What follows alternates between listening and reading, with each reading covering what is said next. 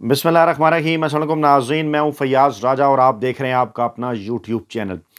दोस्तों, इस्लामाबाद के बाखबर हलकों का यह दावा है कि इम्पोर्टेड हुकूमत के वज़ीर-ए-आज़म शहबाज शरीफ की जानिब से बाकायदा तौर पर army chief general Asim Munir की मिन्नतें की गई हैं कि उन्हें chief justice of Pakistan justice Umar Ata Bandial से बचाया जाए। और उसके बाद फिर एक और अहम तरीन और बड़ी डेवलपमेंट हुई कि आसिफ जरदारी, जो कि इस वक्त शहबाज शरीफ की इम्पोर्टेड हुकूमत के अंदर उनके पार्टनर हैं, उनकी जानिब से इमरान खान को बिल वास्ता मार्शल लॉ की धमकी दी गई। और इसमें रास्ता बने हामिद मीर, इस्टेब्लिशमेंट के मशहूर ज़माना एजेंट सहाफ़ी, जिन्होंने एक दोस्ताना इंटरव्यू किया आज आसिफ जरदारी का, और इस इंटरव्यू के ज़रिए ये मार्शल लॉ की धमकी इमरान खान तक पहुंचाई गई। दूसरी जानिब बाखबर हलकों का यह भी दावा है कि इमरान खान ने इस्टेब्लिशमेंट के साथ साथ माफिया और हैंडलर्स को एक बार फिर साफ साफ पैगाम दे दिया है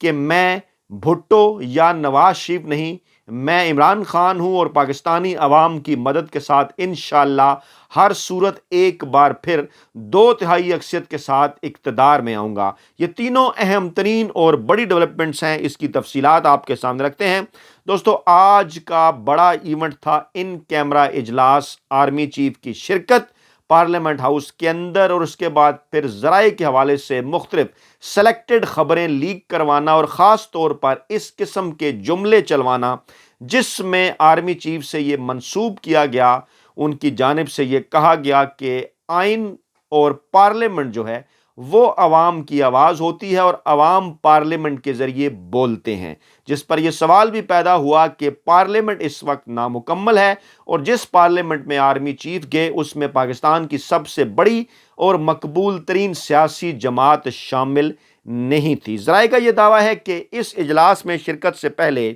आर्मी चीफ को शहबाज शरीफ की जानिब से ये मिन्नतें की गई। उनको ये कहा गया था कि मौजूदा सूरत हाल के अंदर चीफ जस्टिस ऑफ पाकिस्तान और सुप्रीम कोर्ट के फैसले पर अमल दरामद के सिवा उनके पास कोई चारा नहीं है, और अब आखिरी हरबे के तौर पर सिर्फ और सिर्फ मुल्क की सिक्योरिटी की सूरत हाल को बहाना बनाया जा सकता है इंतखाबात में रुकावट के हवाले से। और यह भी कहा गया, उनकी जानिब से ये कोशिश की गई कि किसी न किसी तरीके से अगर तर्जमान पाक फ़ौज की जानिब से इस हवाले से कोई बयान आ जाए या पाक फ़ौज इस हवाले से एक बयान जारी करके ये कह दे कि मुल्क के अंदर जो सिक्योरिटी की सूरत हाल है वो इस बात की इजाज़त नहीं देती कि इलेक्शन ना कराए जाएं, लेकिन फ़िल वक्त ज़राए का ये दावा है कि इस बात से इनकार कर दिया गया। और इसी बात के कॉन्टेक्स्ट के अंदर ही ये बात की गई कि पाकिस्तानी अवाम आइन और पार्लियामेंट के ज़रिए बोलते हैं। यानी अगर देखा जाए तो इस जुमले को जू मानी भी कहा जा सकता है, लेकिन उसके साथ साथ एक और जुमला वो इस बात की तरफ इशारा था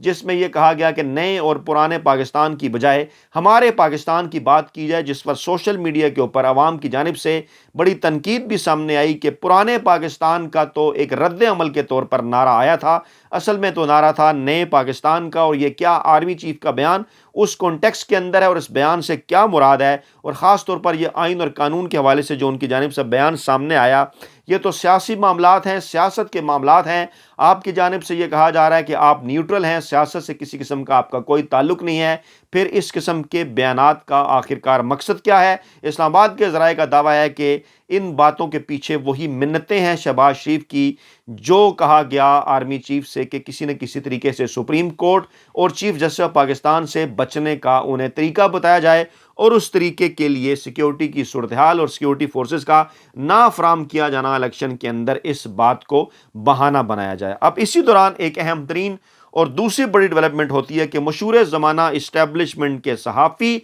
जिनको ख़ास तौर पर जनरल मुशर्रफ के दौर के इब्तदा के अंदर प्रमोट किया गया, जिनका नाम है हामिद मीर, और हमेशा वो आसिफ जरदारी जो कि इस वक्त इस्टेब्लिशमेंट के इंतहाई करीब समझे जाते हैं, उनको सेफ गार्ड करने के लिए, उनको प्रमोट करने के लिए हामिद मीर को जो है वो सामने लाया जाता है। हामिद मीर के इंटरव्यू की तफसीलात से पहले कि उसमें जरदारी के कौन से वो 3 नुकात थे जो इस बात की तरफ इशारा करते हैं कि पीपल्स पार्टी ना सिर्फ मार्शल लॉ की धमकी दे रही है बल्कि मुल्क में मार्शल लॉ के लिए तैयार भी है, और हैरत होती है कि ये जमात खुद को नाम नहाद जमहूरी और सियासी जमात कहती है, और किस तरह आसिफ जरदारी के इस इंटरव्यू के अंदर खौफ और डर छुपा था, जिससे ये जाहिर होता है کہ وہ عمران خان کا مقابلہ نہیں کر سکتے۔ اس سے پہلے دو بڑی ڈیولپمنٹ ہوئی، ایک جناب سپریم کورٹ کے 8 رکنی بینچ کے حکم نامے کے خلاف قومی اسمبلی نے مذمتی قرارداد منظور کی اور کہا جناب کہ یہ سپریم کورٹ کی جانب سے پارلیمنٹ کے اختیارات کو سلب کرنے کو ہم جو ہے وہ سختی سے مسترد کرتے ہیں۔ اب یہ ایک نہایت اہم ترین معاملہ اور تاریخ میں اس قسم کی کوئی مثال جو ہے وہ ہمیں نہیں ملتی۔ پھر دوسری جانب سے قومی اسمبلی نے از خود نوٹس کے اختیارات میں مزید ترمیم کا بل بھی منظور کر لیا اور یہ بل پیش کیا نواز لیگ کی رکن شزا فاطمہ نے، اور آرٹیکل 184(3) کے تحت فیصلوں اور احکامات پر نظر ثانی کی درخواستوں پر فیصلہ دینے والے بینچ سے بڑا بینچ تشکیل دیا جائے اور نظر ثانی کی درخواست دینے والے کو اپنی مرضی کے وکیل کی خدمات حاصل کرنے کا اختیار دیا جائے۔ اب یہ معاملہ جڑا ہے نواز شریف کی سزا کے ساتھ کہ نواز شریف کی سزا کسی نہ کسی طریقے سے ایک بڑا بینچ بنا کر، جس بینچ نے انہیں سزا دی تھی اپیل کا حق لے کر، اس سزا کو معاف کروانے کی کوشش کی جائے، جو کہ ممکنہ طور پر اکتوبر کے بعد جسٹس قاضی فائز عیسیٰ کے دورے سپریم کورٹ میں یہ معاملہ لایا جا سکتا ہے ایک بار پھر سپریم کورٹ کے اندر۔ اب یہی وہ ماحول تھا کہ جس ماحول کے اندر جو ہے وہ رانا ثناء اللہ کا بھی یہ بیان سامنے آیا کہ پارلیمنٹ کو سپریم کورٹ نے ایک سائڈ پر رکھ دیا ہے اور کل کو ملک کا بجٹ بھی سپریم کورٹ پاس کر لے۔ اور سوال یہ بنتا ہے رانا ثناء اللہ سے کہ ماضی میں کتنی مرتبہ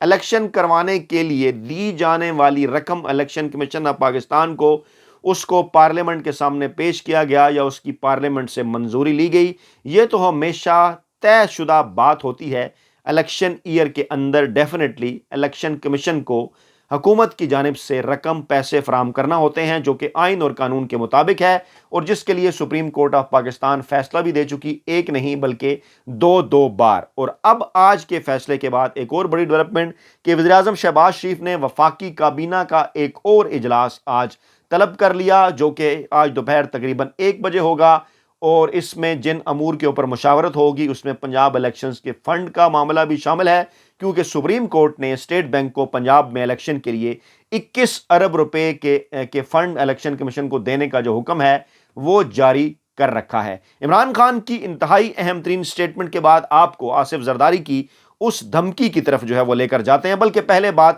آصف زرداری کے انٹرویو کی کرتے ہیں، جو کہ ایک فرینڈلی انٹرویو تھا، اور آصف زرداری نے اس میں چالاکی کے ساتھ قمر جاوید باجوہ کا ذکر کیا، لیکن اشارہ ان کا موجودہ حالات کی طرف بھی تھا۔ انہوں نے کہا کہ قمر جاوید باجوہ کی باڈی لینگویج سے ہمیں یہ پتہ چلا تھا، یا وہ یہ کہہ رہے تھے کہ میں 5 منٹ میں ماشاء اللہ لگا سکتا ہوں، اور میں نے انہیں کہا تھا کہ بسم اللہ کریں۔ اب یہ دیکھیے کہ اس بات کا کیا مقصد تھا، یعنی عمران خان کسی طریقے سے عمران خان کی حکومت ختم ہو، ان کے کیسز ختم ہو، اس کے لیے وہ ملک کے اندر مارشل لا تک بھی لگوانے کے لیے تیار تھے۔ حامد میر کے ساتھ انہوں نے گفتگو کی اور پھر انہوں نے کہا جناب کہ ہم الیکشن سے نہیں ڈرتے، مسئلہ ٹائمنگ کا ہے۔ جی ہاں بالکل آصف زرداری صاحب، آپ کی ٹائمنگ اس وقت خراب ہو چکی ہے، کیونکہ آئین اور قانون کے مطابق ٹائمنگ یہی ہے کہ جہاں پر اسمبلیاں ٹوٹیں گی وقت سے پہلے، وہاں پر 90 دنوں کے اندر الیکشن ہوں گے، اور پنجاب اور خیبر پختونخوا کا یہی معاملہ ہے۔ آپ یہ فرماتے ہیں کہ آئینی طور پر یہ بات درست ہے کہ الیکشن 1 دن کے اندر ہوں، تو آئین اور قانون کے اندر ایسی قسم کی کوئی بات نہیں لکھی کہ الیکشن 1 دن کے اندر ہوں۔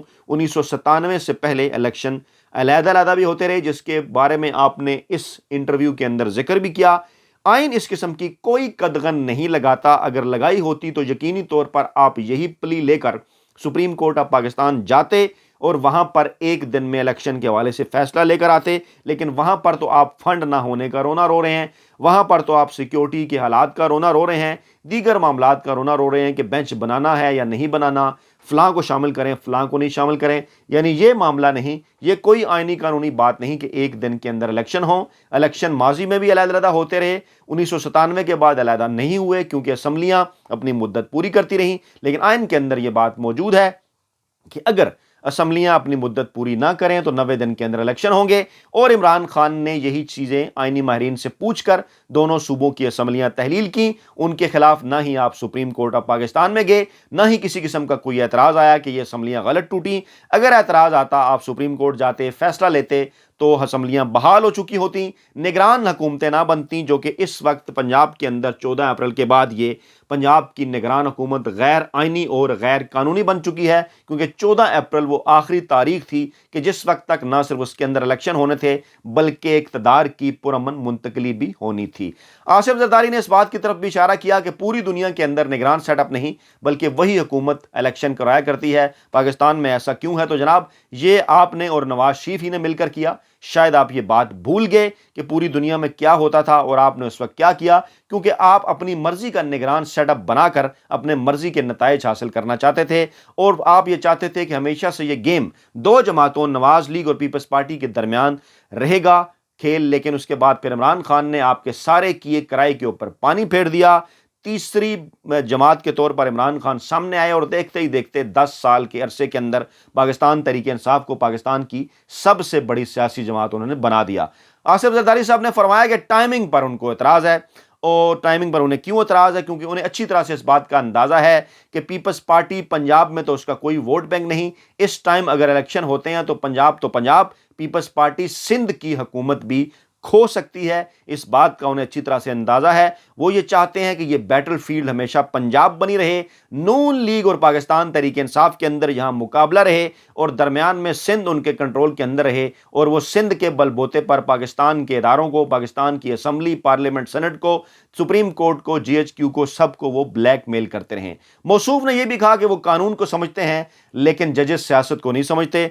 दूसरी जानिब शहबाज शरीफ तो कह रहे हैं कि जजेस सियासत कर रहे हैं, आप कह रहे हैं वो सियासत को नहीं समझते। और फिर उन्होंने एतजाज़ अहसन के मुतल्लिक भी कहा कि जब एतजाज़ अहसन मुझ पर जब दबाव डाल रहे थे कि इफ्तिखार चौधरी को बहाल किया जाए तो चौधरी एतजाज़ अहसन मेरे बजाय किसी और के साथ राब्ते में थे, तो फिर तो नवाज शरीफ भी किसी और के साथ राब्ते में हुए। खुलकर आप ये बात करें। हम तो ये बात पहले भी कह चुके कि जनरल मुशर्रफ के खिलाफ जो इफ्तिखार चौधरी ने तहरीक चलाई थी उसमें ISI का किरदार था। जंग जियो ग्रुप और नवाज शरीफ मुकम्मल तौर पर पे रोल के ऊपर थे और उसके नतीजे में आगे चलकर जो कुछ हुआ वो तमाम तर चीज़ें इस बात का सबूत हैं। लेकिन आजकल आप जस्टिस काजी फाइज ईसा साहब के ऊपर जिस किस्म की इन्वेस्टमेंट कर रहे हैं, क्या आप भी चाहते हैं कि जिस तरह से नवाज शरीफ के लिए इफ्तिखार चौधरी साहब ने वो किरदार अदा किया, इस तरह आप जस्टिस काजी फाइज ईसा साहब से कुछ इस किस्म का किरदार जो है वो एक्सपेक्ट कर रहे हैं? आपने कहा आपने जमहूरियत के लिए कुर्बानियाँ दी और आप कह रहे हैं कि इलेक्शन कैसे और क्यों नहीं होंगे, और दूसरी तरफ एक ही सांस में आप ये भी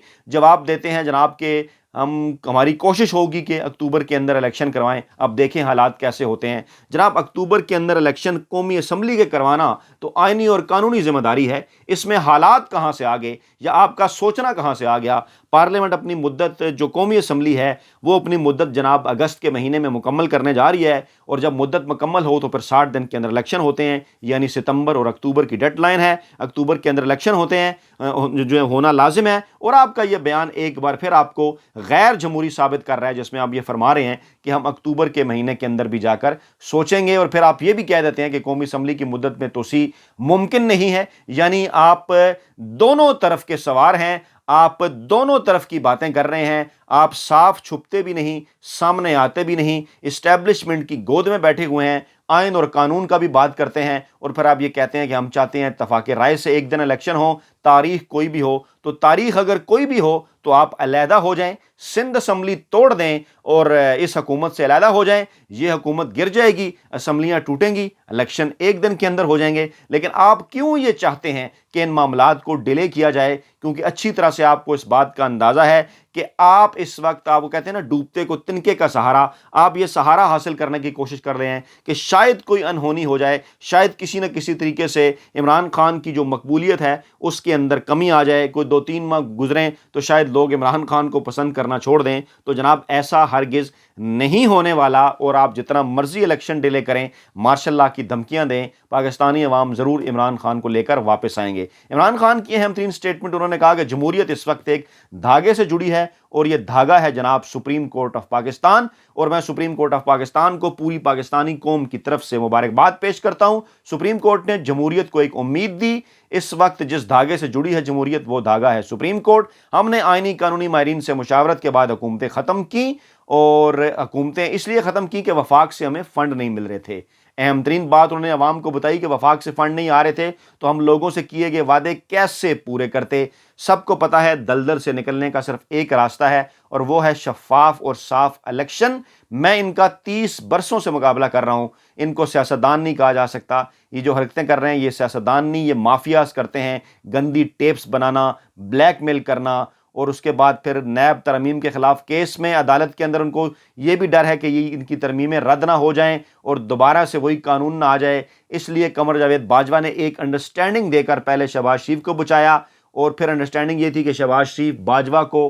توسیع دلائے گا۔ لیکن یہ اور بات ہے کہ نواز شریف بعد میں اس بات سے مکر گیا کیونکہ وہ باتیں بھولتا نہیں ہے، اور پھر جناب جنرل باجوہ نے سازش کر کے پی ڈی ایم کے ساتھ حسین حقانی کے ذریعے امریکہ کو شامل کر کے کس طرح سے ہماری حکومت گرائی، یہ اب کوئی چھپا ہوا راز نہیں ہے۔ افسوس ہے کہ اسٹیبلشمنٹ جس کے ساتھ پاور تھی وہ ان کے ساتھ کھڑی ہو گئی ہے۔ عمران خان نے واضح پیغام دیا، ان بٹوین دا لائن انہوں نے یہ بات کر دی کہ وہ عوام کی حمایت کے ساتھ واپس آئیں گے۔ وہ نہ ہی بھٹو ہیں نہ ہی نواز شریف ہیں، وہ اس تمام تر مافیا اور ہینڈلز کا مقابلہ کر کے دکھائیں گے۔ اپنا بہت خیال رکھیے گا، دعاؤں میں یاد رکھیے گا۔ نئی ویڈیو کے ساتھ جلد آپ کی خدمت میں حاضر ہوں گے۔ اللہ نے کے بعد